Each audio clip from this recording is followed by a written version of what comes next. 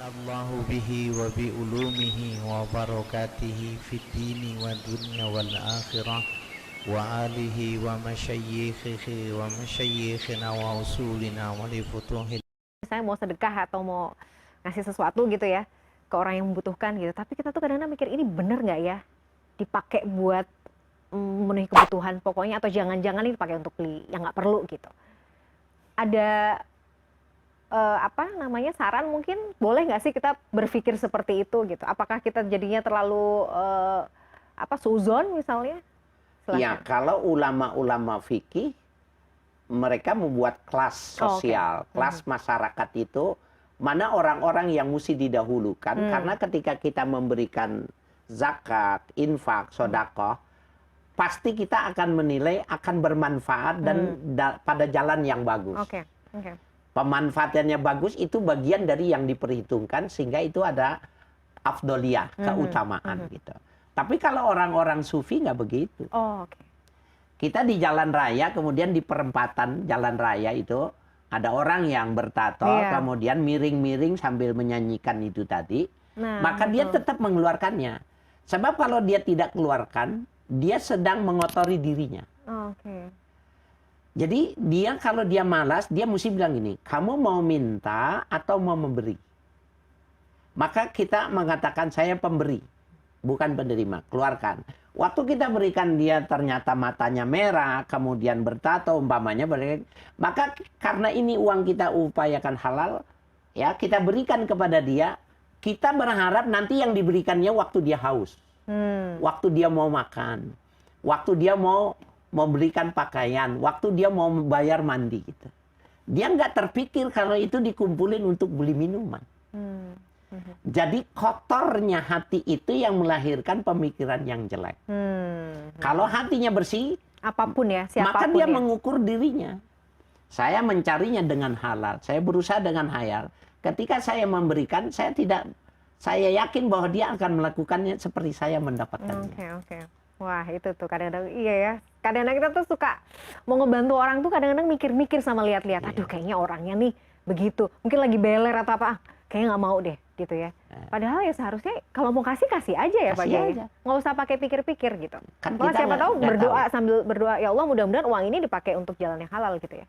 Ada orang datang ke rumah minta sumbangan yatim piatu, pembangunan masjid, panti jompo. Kita lihat ini stempelnya aja nggak jelas. Ini fotokopinya kasar, nembaknya umpamanya dan sebagainya. Kalau memang kita pendekatan syariat ini, maka bisa jadi boleh kita bertanya, kenapa begini? Kenapa begini? Di mana? Dan boleh kita ngecek itu bagus. Tapi kalau orang sufi nggak begitu. Waktu orang itu punya dianggap ada kemungkinan untuk melakukan yang jelek, dia tetap memberi. Cuma dalam hati dia bilang, sesuai dengan perkataan dia kepada saya sedang mau bangun masjid. Saya mau bangun panti jompo. Saya mau bangun panti yasin. Oh, tapi kan nanti gitu. Itu urusan dia sama Allah. Itu ya poinnya ya. Niatnya kita aja selesai di situ. Bagaimana nanti dia pemanfaatannya udah urusannya dia sama Allah. Kan kita nggak mengikuti 24 jam. Kan menghukumkan itu harus dilihat dengan mata. Apakah kita melihat dia sebenarnya tidak melakukan itu? Kan kita nggak tahu. Ketika kita mengikuti imajinasi kita yang jelek itu, sesungguhnya itu lahir dari kotornya hati kita.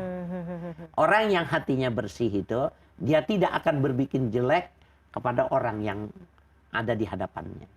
Pak Kiai, misalnya kita mau bantu orang ya, atau ada orang yang minta tolong sama kita ya, tapi kita tuh kayaknya berat gitu, aduh, saya hutang deh, itu kan sebenarnya juga bagian dari membantu ya, membantu mengeluarkan lewat harta gitu ya, tapi kadang kita berat, aduh gitu, sementara kan saya butuh, tapi saya ada sih gitu. Nah, dilema-dilema yang semacam ini tuh gimana ya, kita lawan, kita kasih aja, atau kita juga boleh untuk ya, nggak usah deh gitu, karena kan saya juga belum tahu nih kebutuhan, tiba-tiba butuh kebutuhan mendadak dan lain sebagainya gitu. Iya, tadi saya sudah memberikan hantaran. Kalau kacamata kita kacamata syariat, boleh kita mempertimbangkan ini itu boleh, karena itu hak. Tetapi kalau kita sudah berbicara pada kajian sufi, enggak seperti itu, karena semua Yang kita lihat jelek itu cuma tampilannya. Sebenarnya ini orang-orang baik gitu loh. Jadi terserah kita mau pakai kacamata yang mana, gitu ya Pak Kiai iya, ya. betul. Akan lebih baik maksudnya kalau kita pakai itu tadi ya, kacamata Iya. sufi ya. Jadi kita niatnya membantu, kan Allah ganti ya Pak Kiai ya. Iya, insya Allah. Insya Allah. Nah itu kenapa ya orang-orang tuh masih gini, kadang-kadang masih berat untuk mengeluarkan, masih berat untuk bersedekah, masih berat untuk berinfak. Padahal sebenarnya ya itu tadi, Allah tuh menjanjikan yang luar biasa loh. Betul, bal yazdad, bal yazdad, bal yazdad. 3 kali Nabi mengatakan. Dia bertambah, akan bertambah, dan tambah banyak. Kadang orang nggak sadar Pak Kiai, soalnya mungkin merasanya tuh gini, karena yang kembalinya bukan dalam bentuk harta kali ya. Padahal sebenarnya rezeki itu kan macam-macam bentuknya Pak Kiai. Betul, betul. Bisa dijelaskan Pak Kiai? Iya, kalau Nabi mengatakan bahwa setiap yang kita keluarkan itu bukan cuma sekedar menguntungkan di akhirat, tetapi juga menguntungkan di dunia. Ketika itu dipahaminya sebagai sebuah syukur. Syukur itu kan kalau dalam perspektif hukum itu sarful abdi jami'a ma an'amallahu alaihi li ajli. Memanfaatkan karunia Allah sesuai dengan pemberiannya, itu namanya bersyukur. Oke. Kalau bersyukur itu maknanya mengucapkan alhamdulillah, maka orang bisu nggak pernah bersyukur dia. Ya. Jadi ketika kita mengeluarkan itu, bahwa memang ada titipan dari 100% itu ada titipan sekian persen yang mesti saya keluarkan, itu namanya bersyukur. Jadi syukur itu, refleksinya itu, actionnya itu begitu. Mengambil sebagian ya untuk kita berikan kepada orang lain. Namanya dia bersyukur. Nah, kalau bersyukur, la azidannakum, pasti aku tambahkan. Pasti ya. Hanya saja ketika itu ditafsirkan, Harus kalau uang nanti kembalinya uang. Iya. Kalau dia menyerahkan mobil, nanti gantinya mobil. Yang lebih bagus. Itu nggak seperti itu. Oke. Nah itu yang perlu dipahami ya. Tidak melulu dalam bentuk materi ya. Iya, betul. Kesehatan itu juga. Bisa jadi. Karena dia mestinya dia sakit. Ya, lidaf'il bala, maka justru dia menjadi sembuh. Dia jadi sehat. Dan dari sehatnya itu ternyata mengumpulkan, bisa terakumulasi lipatan 3 kali lipat, 4 kali lipat. Dia nggak tahu. Itu kan karena sedekahmu yang kamu berikan ini. Karena zakatmu ini hasilnya.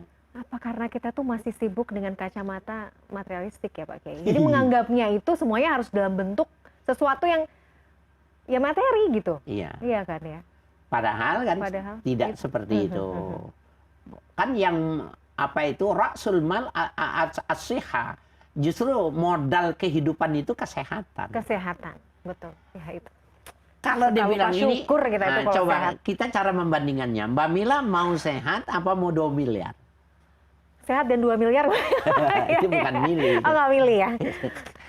Nah, dengan sehat bisa menghasilkan lebih besar. Iya. Tapi 2 miliar belum tentu bisa melahirkan sehat. Iya, ya. Nah, kalau cara kita berpikir begitu, maka kesehatan jauh lebih bagus. Iya. Jadi jangan kok gua udah mengeluarkan kok belum dibalas gitu. Iya, kadang-kadang kan ada orang yang berpikir seperti itu. Padahal enggak, dia tadinya mestinya ditabrak dia. Allah Rabbi ya. Tapi karena dia bersedekah, litarkil bala, menghindarkan musibah, dia bukan seperti ini, tapi cuma senggol gitu. Karena catatan berbenturannya itu sudah di Lauhil Mahfuz ada. Tapi karena dia bersedekah, cuma bergeser gitu. Masya Allah, itulah keajaiban. Dan dia bilang, Tuhan kok katanya mengganti, mana? Kalau malaikat bilang, itu tadi lu kan nggak ketabrak, nggak mati. Nggak ke rumah sakit. Kalau ke rumah sakit 400 juta, kira enggak? Ya itu gantinya 400 juta dari 40.000 yang kamu berikan.